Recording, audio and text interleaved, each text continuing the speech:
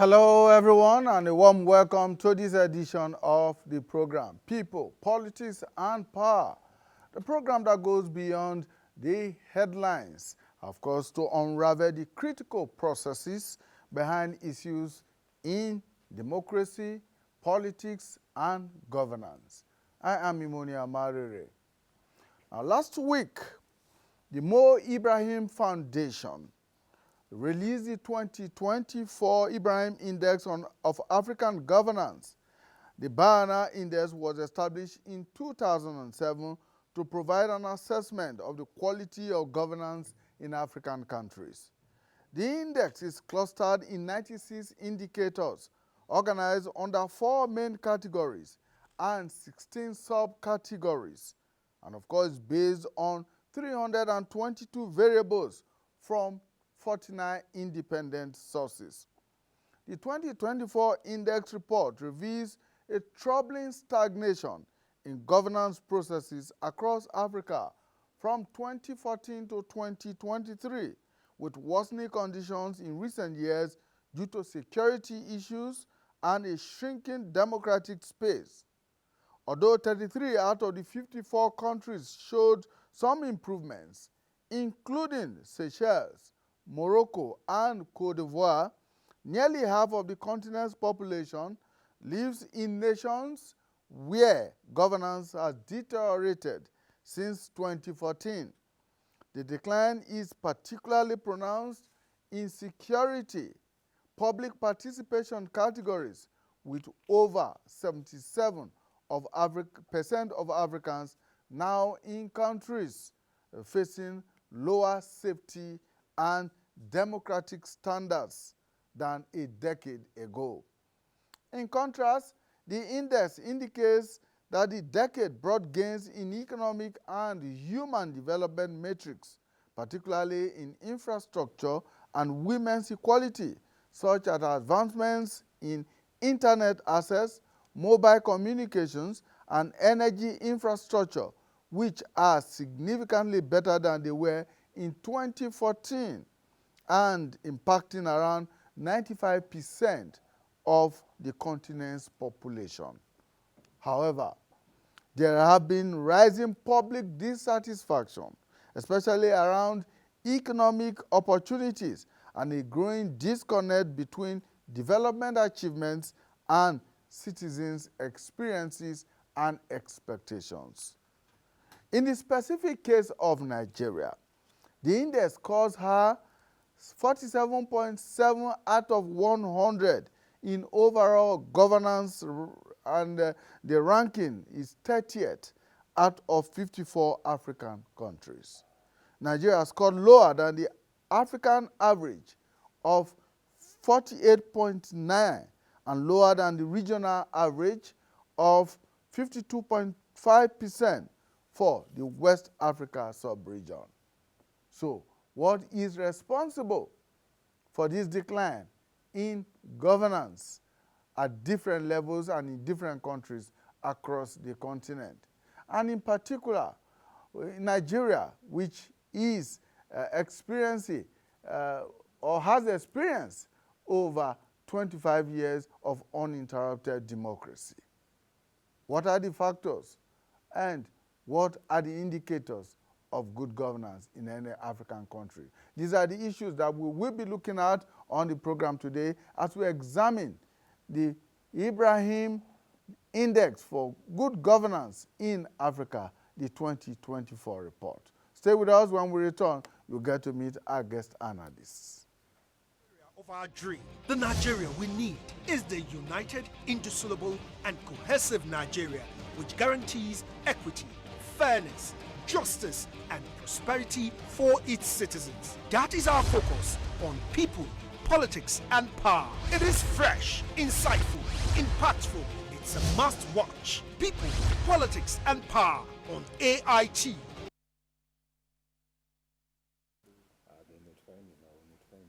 All right, thank you so much for staying with us, People, Politics, and Power, as we examine governance processes in Africa and in particular in Nigeria. The Ibrahim Index for Governance in Africa That report was put out last week, and it has indeed been generating a lot of discussions. My guests in the studio are Mr. Aliko Victor, who is an economist. Thank you so much for joining us. Thank you very much for having me. Umar Yakubu. Umar Yakubu is the Executive Director, Center for Fiscal Transparency and Public Integrity. Thank you so much. Thank you for joining us. Thank you, sir. Welcome. Yeah. So let me begin with you and to ask what your first take on that report, on that index, that 2025, which is a decade-long index. What do you think of it?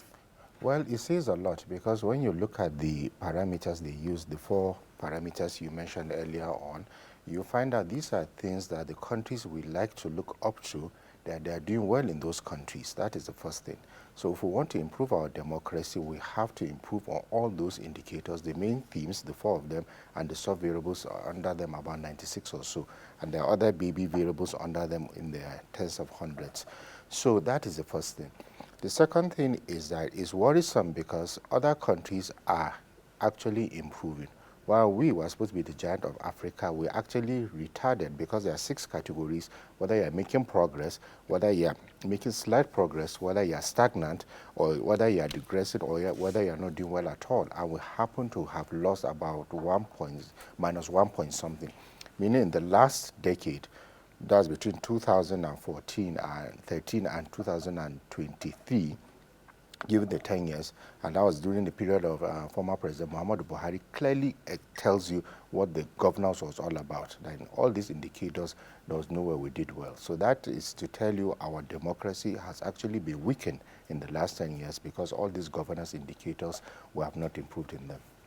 Right. So, Victor, well, that report, this index, says that there was a stagnation in governance across Africa for those 10 years, 2014, 2023. Yeah, so when I saw the report, it was a true reflection of the realities we have in our continent. If you look at Africa as a continent, narrow it down to Nigeria, you would agree with me that democracy that we practice, which is ideally supposed to be one of the most efficient means of governance, have shown to have its lacunas in Africa and in Nigeria. To be specific, when I saw the report, I could deduce that 4 key responsibilities, or 4 things or factors were responsible for governance in Africa deteriorating. 1, which I consider is conflict trap. By conflict trap, we mean civil wars, coups, rebel groups springing up in different countries in Africa. That's 1. The second, which is natural resource trap. Countries like Nigeria, DRC Congo, that has humongous natural resources, find themselves in that trap, where a lot of other sectors of the economy that have been functional before now have been eroded. The third trap, which I also think is critical, is what we call geography or landlocked trap with bad neighbors. So if you look at Africa, for instance, or look at Nigeria specifically, for instance, you will see that our neighboring countries, Chad, Niger, Cameroon, have found themselves in one little war, conflict, issues, internal crisis or the other, which is also affecting us as a country. And the last is what I consider as a bad governance trap. So if you look at governance issues in Africa, it has gone down so badly. In the case of Nigeria, you have seen clamors during the last protest, peaceful protest, where Nigerians were saying the military should take over, giving arguments for military takeovers in different countries in Africa. We have seen Burkina Faso, Niger, and a couple of other countries, it's been celebrated. But I'm an advocate of democracy, I strongly believe, but I think we need to rejig the kind of democracy we find in Africa and in Nigeria. Let's begin from the last one you talked about, bad governance. Well, what would you consider to be the clear indicators of good governance? So clearly what we say, when we say indicators of good governance, when you say governance is what happens between one election period to another. After politicking, what happens within that period? Between 2023, we had our last election, till 2027, when we're going to have our next election. That's governance. So when we talk of indicators of good governance, 1, people need to have a sense of hope. That hope means the economy should be growing. People should feel that being in Nigeria, there is chances of them being prosperous in the near future. Hope, which is sacrosanct and important. And the second aspect of good governance is access to basic amenities. By basic amenities, we are taught food, shelter, and clothing. More recently, people are adding security, people are adding education, people are adding health. This access to these critical factors are important. The third part of it is justice. Every part of the contraception called Nigeria, the East, the West, and the North, that's the three core regions. They should have a sense of justice, feel belonged. That's number 3. Then number 4 is what I consider as we should have a national value, a national identity, something that works for everybody. So whether you have, regardless of whether you're Igbo, Hausa, or Yoruba, you should feel that you're a Nigerian by virtue of national value, national consciousness, something that binds us together as a country. So, does democracy guarantee good governance? Well, yes. Well, I mean, look at it across Africa. Has democracy been able to guarantee good governance across board? In all the 54 countries of the continent that were measured by this index. You have to look at it within a wider context, because the world has agreed now, after having 2 world wars, having a Cold War, the world has agreed democracy is the best form of governance. But of course, it is easy to document all these failings. It has failed in so many areas. So, but the way you have to look at now, why is it, let's say, working, let's say Singapore, but it doesn't happen to be working in Africa? Which is why I think the philosophy of the Ibrahim Foundation came on board to say, okay, let us define an African-centric kind of democracy where we have these basic things that it will work in Africa. And if you look at all the key sub-variables, they are just basics, that wherever you are operating, they should work.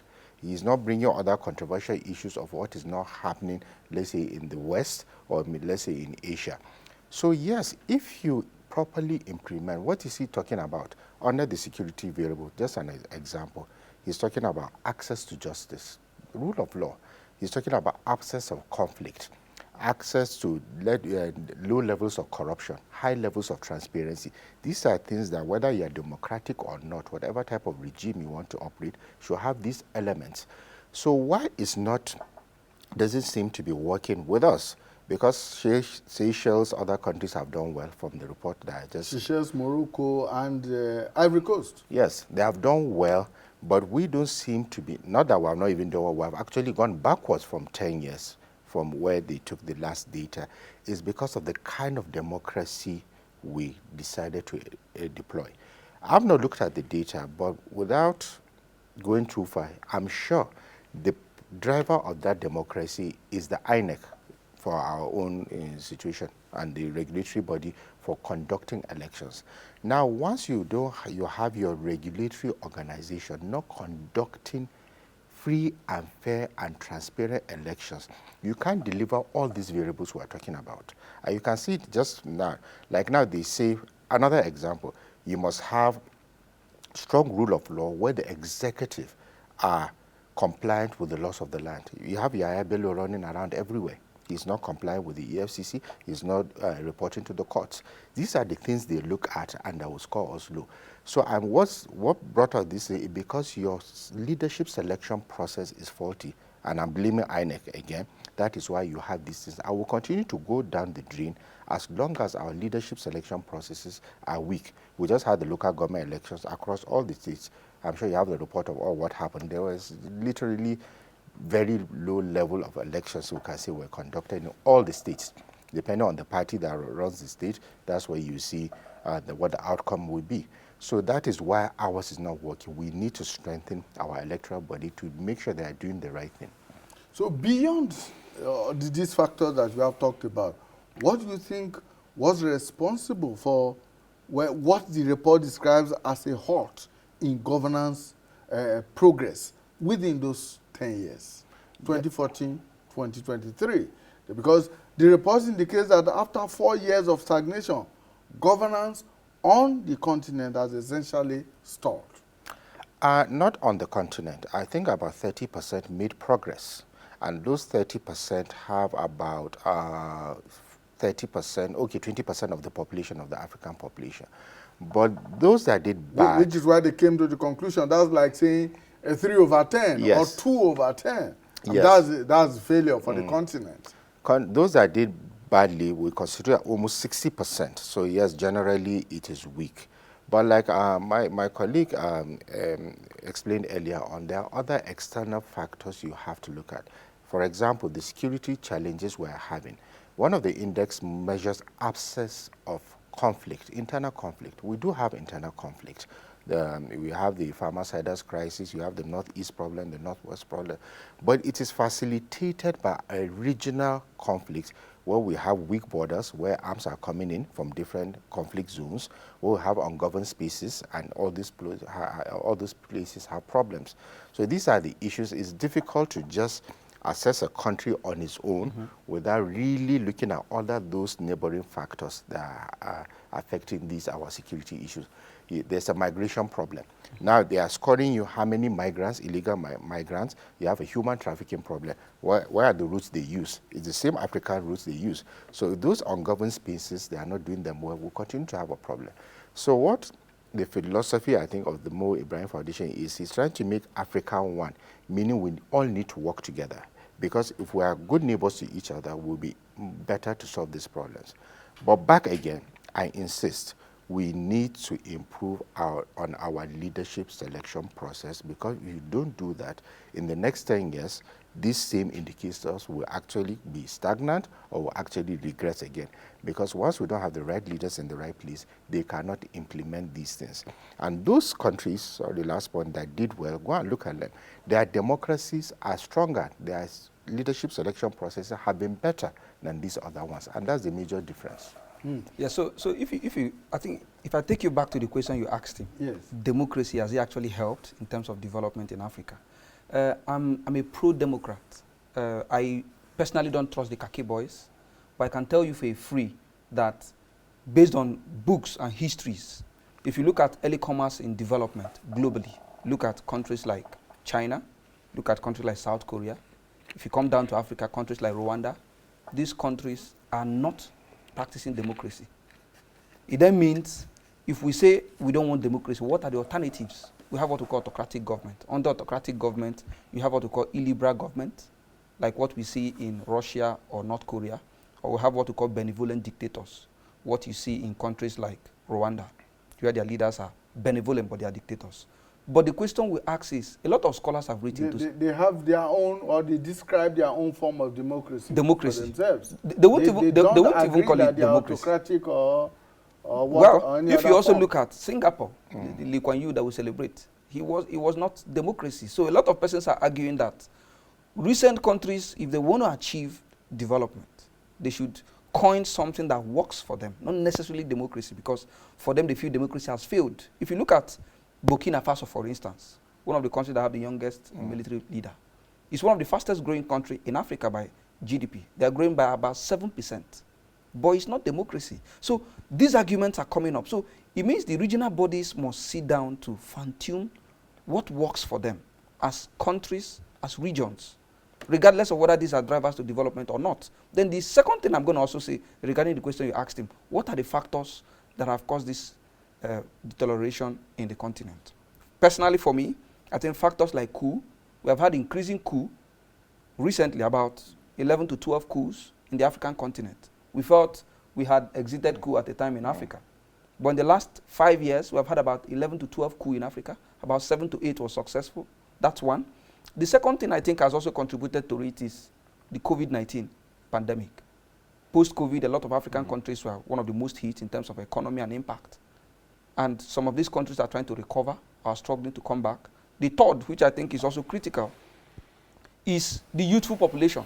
According to statistics, by 2050, Africa is expected to have 1/3 of the global workforce. So it means those young generation of people are asking more questions, and it's bringing some bit of tension in the continent. Remember the Arab Spring. And the last, which I also think, remember the report said things like internet penetration, telecommunication has improved in the continent. It means social media is helping young people ask more questions, give public opinions on social spaces.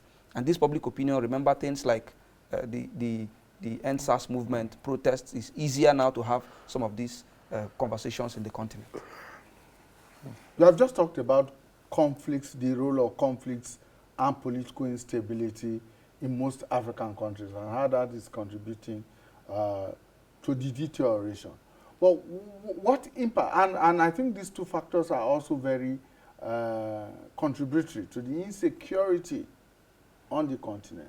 So what impact has that insecurity, which is a product of political instability and conflicts, which you talked about, internal conflicts essentially, what impact has that made on governance on the continent? Yeah, so if you look at insecurity, how it has impacted governance, if you look at the Sahel region, like he partly mentioned, there's increased insecurity in the Sahel region. It means there will be migration between countries. You find out that our neighbors, for Nigeria that is fairly stable, will have influx of individuals within these neighboring countries into your country. It then means to increase the expected number of people you have to cater for as a government. And which I also think is critical is the fact that budgetary allocations for countries would plummet. Remember, Nigeria, we have not had our census since 2006, before this report was done. It then means if you take Nigerian census today, you might be surprised that within the period when this report was done, 2014 to 2023, you may have had some persons who are not Nigerians who have entered the country and have somehow adjusted to become Nigerians. It means population would increase. It means there will be more pressure on basic access to basic needs of life, which is also critical. Another aspect which I think has also worsened governance in the continent is the fact that insecurity has made Africa to become the hub or the center of global geopolitics. If you remember, we have the West, we have China on one side, we have the West, we have Russia. There is scramble for the continent. And this scramble in the continent means Nigeria, let me take Nigeria for instance. In the last 1 decade, in the last 10 years, we've had most budget have gone on defense and interior for security. It means other sectors of the economy will have to suffer, like education, like health, like women's economic empowerment. So it means majority of our budget is now shifted towards security to ensure we secure both governed and ungoverned spaces. If you also look at countries within the African region too, they have also had migration, what we call talent flux, migration of some of our best talent, young people out of the country as a result of insecurity or bad governance. So we are seeing these things, and from the report, I worry that countries like Nigeria, they gave Nigeria that is increasingly deteriorating. I worry that if we don't change the hand of the clock or the trajectory, it might get worse in the near future. Let's look at one of the 4 major categories which you talked about earlier on. And that's talking about rule of law, participation, and human rights. This is one category that is said to be lacking so much on the African continent. And I dare say Nigeria did not also fare too well under that categorization. Well, it's true, but I think to be fair to Nigeria to some extent, because you know there are several sub-variables under. So if you look at rule of law in what context? One, let's say executive compliance to the courts. For Nigeria, I think it's relatively high. We kind of comply, apart from the other example I just gave now, a former governor doesn't want to appear in court after to the EFCC. But generally, when there's a court order, you find out that people are complying. So that's a plus for us. But now, when you look at the process, but when they even take data from how the perception of citizens on their judiciary system, you and I, you can imagine what the perception would be. Though I've not seen the data, I'm sure everybody thinks that the judiciary is being bought, especially on political issues. So that's another issue. Because I remember former CG and Onogen, I remember one time he said, if we just maintain rule of law, everything will flow. Because that's the bedrock of democracy, where everybody, there is equality, whether you are a rich person or not a rich person, everybody is equal before the law. But all these things are important. But another aspect which I suspect could have affected our ranking is about law enforcement. Now, when you are not implementing the laws equally, where, example, corruption now, you find that it is easier to jail somebody that stole a goat or somebody that took maybe an iPad or something. But you have politicians where you have not jailed any former governor. Meanwhile, you are there publishing X billion is missing, X amount has been laundered, this amount has gone as illicit financial flows, $10 billion per year from Nigeria, illicit financial flows, $50 billion per year for Africa, that's the record. But how many people have gone to court? How many people have been jailed? So as these things, they just contradict each other, it means your law enforcement mechanism is weak if you are not jailing enough people or if you are not recovering a lot of the money.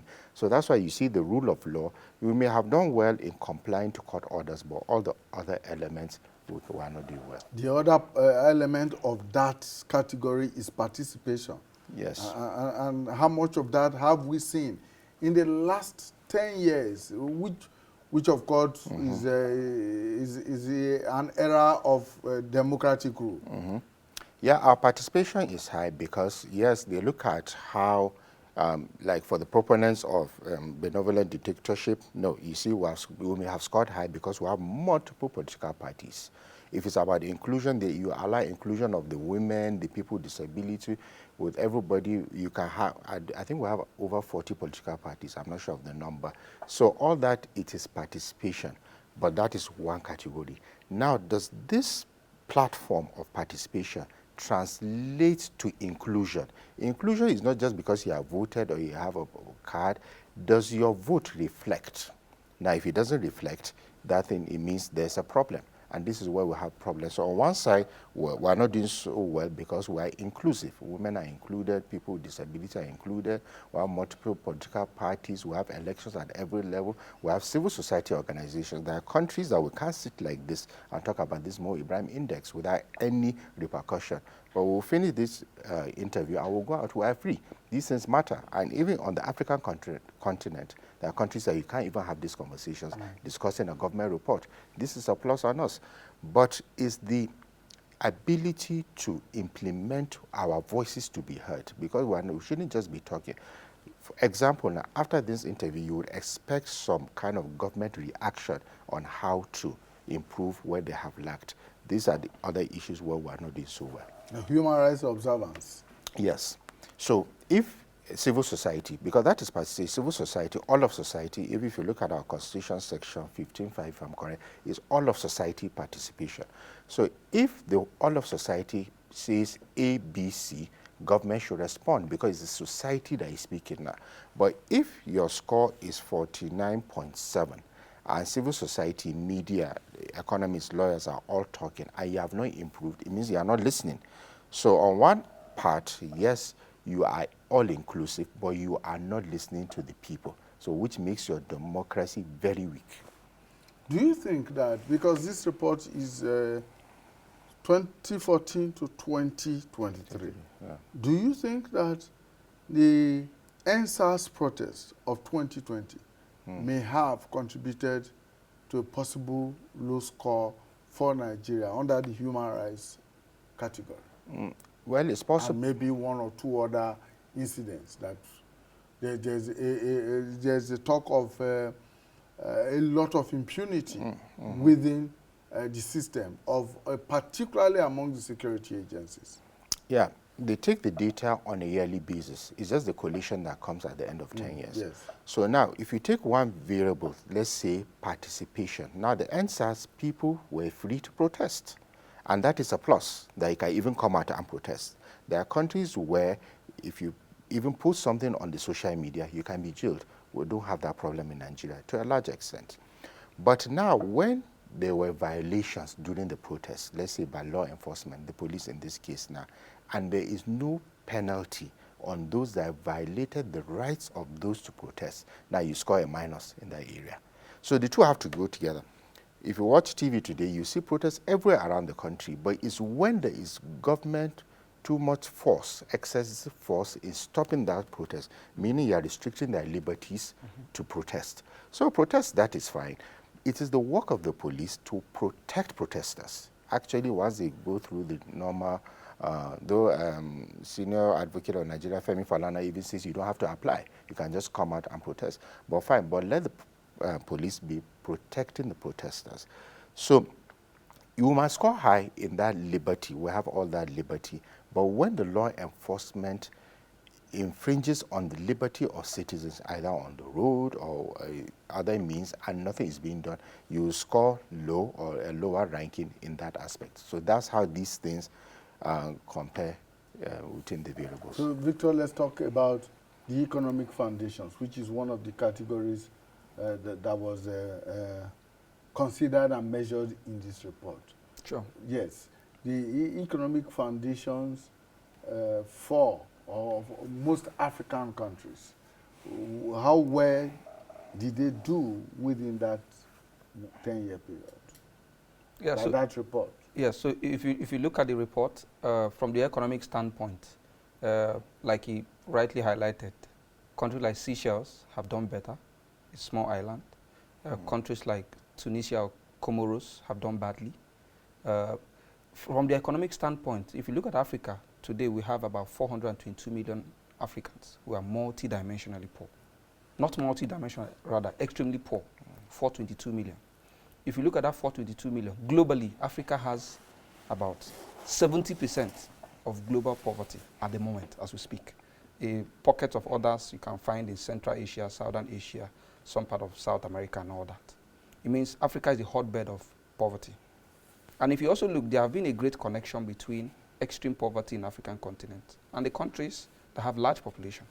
Countries like Nigeria, which is the largest in Africa in terms of population, we have the highest number of people living in extreme poverty. The recent reports by the World Bank Development Index say 129 million Nigerians are extremely poor.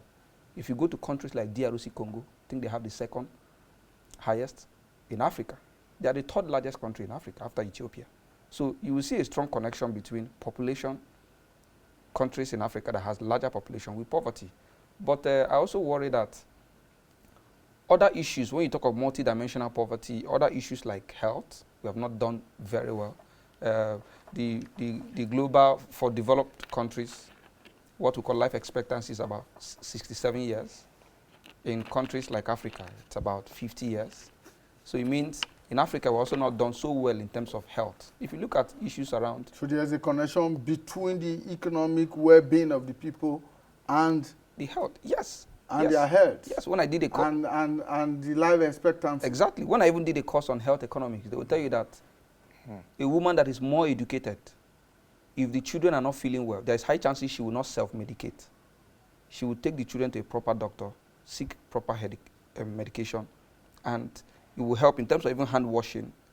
Such encouragement would help the children and family stay healthier than a woman that's not. So there's a strong connection between education, economic growth rate, and quality of health, either at the macro level, that's national level, or at the smaller family level.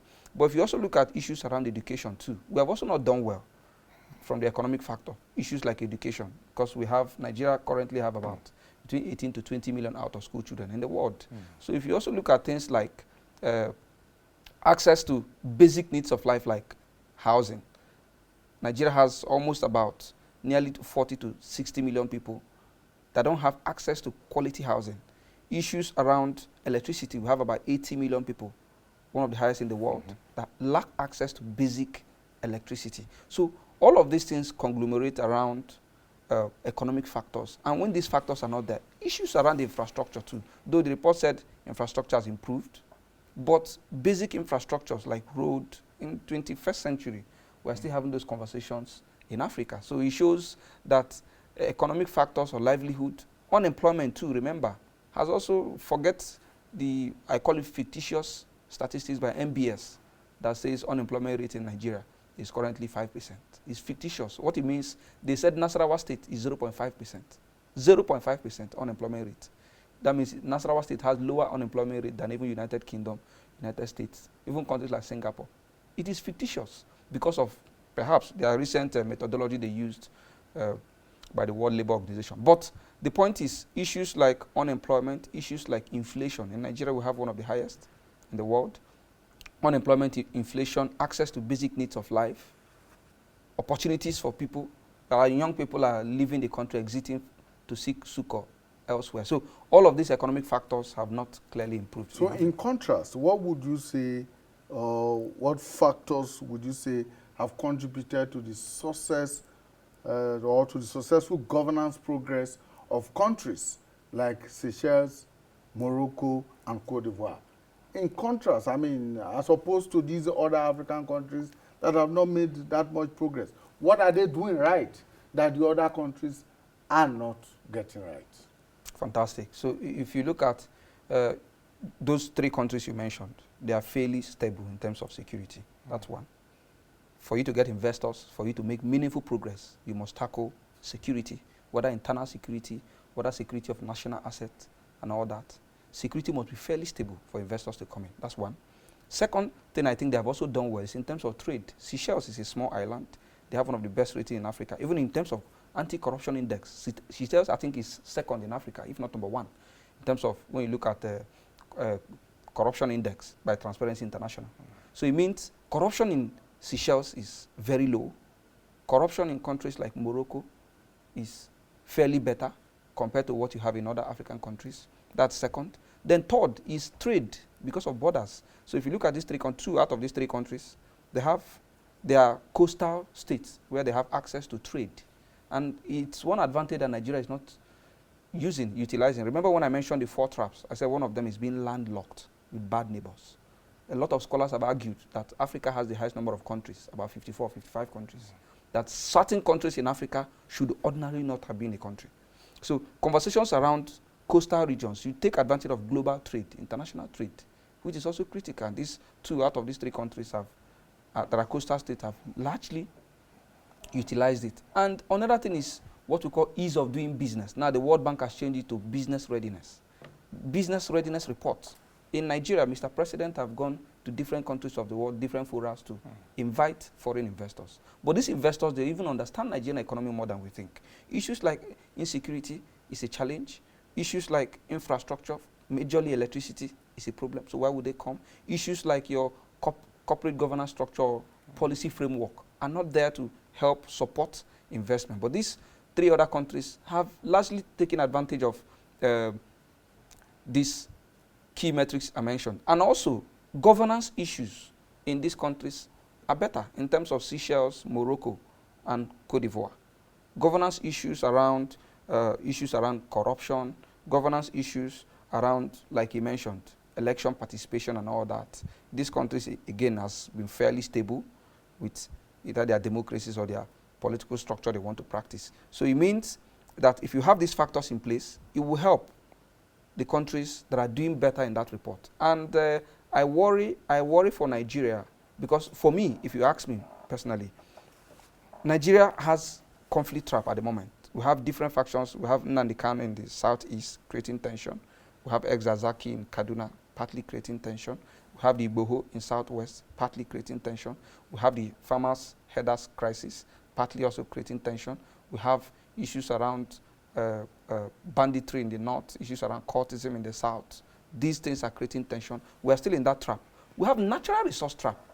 Nigeria is still, the conversations around diversifying our economy. Crude oil today is still the mainstay of our economy. No plans to diversify our economy. It's a huge problem. Again, we also immerse ourselves in that bad governance trap. The only trap I think we don't find ourselves is the landlocked trap.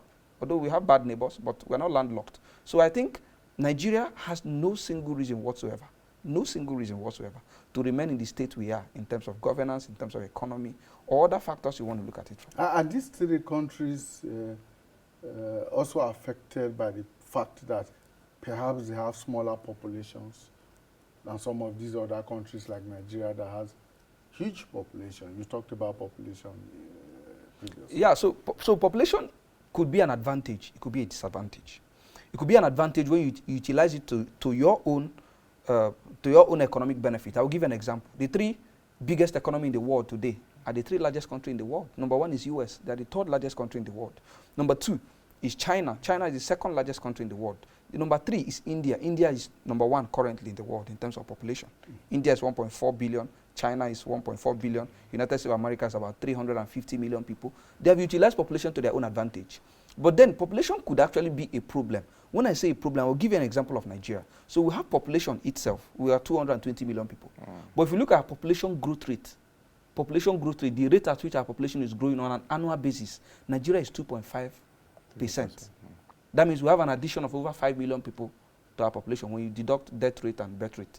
So, but the problem with population is an advantage, but the problem is population growth rate in the case of Nigeria. Our economy in the last 10 years have grown less than 2%. But our population in that same last 10 years have grown about 2.5%. It means our population is growing faster than the economy. It then becomes a problem. If your population is growing faster than the economy, it means you will have children that will not be catered for. It means you might even have human resources that will be used for terrorism, banditry, cultism, and other social vices. So population per se could have been a factor for Seychelles, for Cote d'Ivoire. Morocco is not too small in terms of number. Even the Cote d'Ivoire is also not too small in terms of numbers. But population is a factor, yes, we must agree. But why we might say population is a factor? Ability to manage your resources properly for your citizens is also a factor we must look at. Then I will conclude by saying, look at the GCC countries, the countries in the Middle East. They have shown that you can have natural resources and plan your economy better. Remember, in those GCC countries, we have most of them are monarchical. That means monarch. They inherit power from, but they are benevolent. They consider their people, despite inheriting power, despite being in power for as long as possible. They are benevolent to their people. They understand their people need good governance, and they utilize their resources, manage their resources to the benefit of their citizens. And that's where Nigeria is lacking. And that's why people are, some even scholars have come up to even argue. Remember, that was part of the origin of the 6-year single term. That can we even have that 4 years changing power, changing political every 4 years can even be disruptive. That's where some people have argued that the benevolent dictators are still have longer time to plan economic policies and all that. All right, so let me turn to you and ask a technical question, so to say, because I'm sure you are steeped in this area, and that's looking at the data collection of this in this report. In Africa, the data, the sources of data are not, so to say, very reliable, as it were. But this index has relied on data collection from across the continent. How, what's the word to use? How accurate do you think that this data is to give the indication of what this report presents? Okay, for every research, there will always be an element of bias. There will be an element of error, marginal error, 5%, plus or minus 5%, some take 2%, 3%. For me, all their data sources collection are independent sources. Now, about how independent are they? For example, if you bring the data collection sources for, say, Transparency International, some of us have argued they are not really independent and they do not really reflect the reality. But in this context, when somebody, before he releases a report, they have released the methodology. And I'm not aware of any country or government that has critiqued that methodology, which means it is acceptable to some degree. Secondly, if they release the data and you have a problem with it, you now have to match it with corresponding data to show that their own data is wrong. I've not seen any government, at least for Nigeria example, to come and say the level of security they are talking about is not true, the level of human development is not true, the level of human inclusion, participation is not true.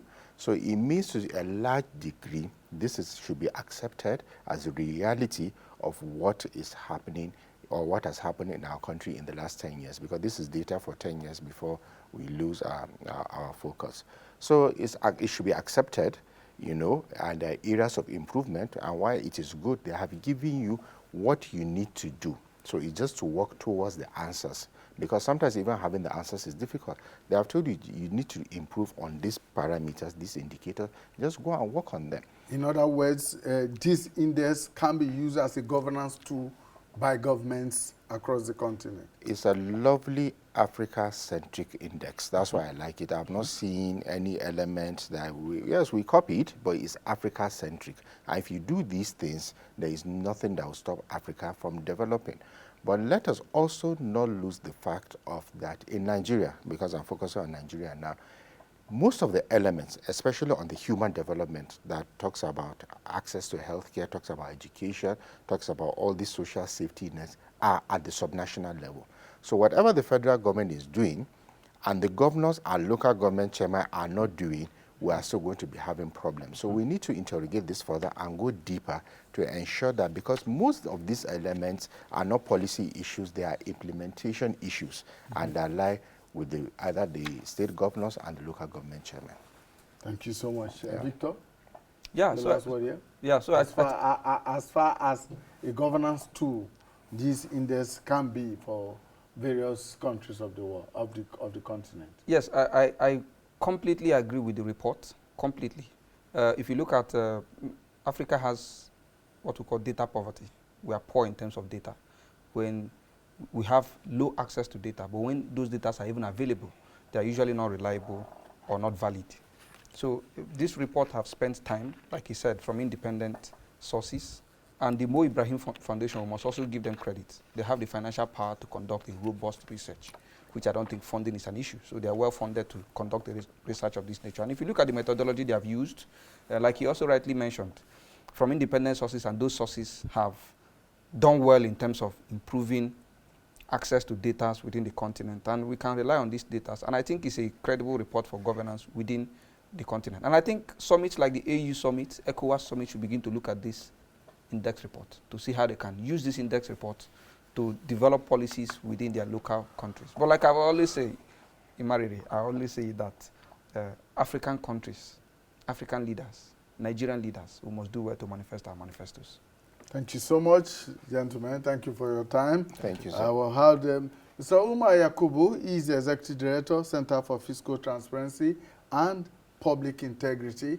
Thank you so much for your time. Thank you, and sir. Mr. Victor Aliko is an economist. Thank you so much for your time. Thank you for having me. That's our program for today. Thank you for investing your time with us.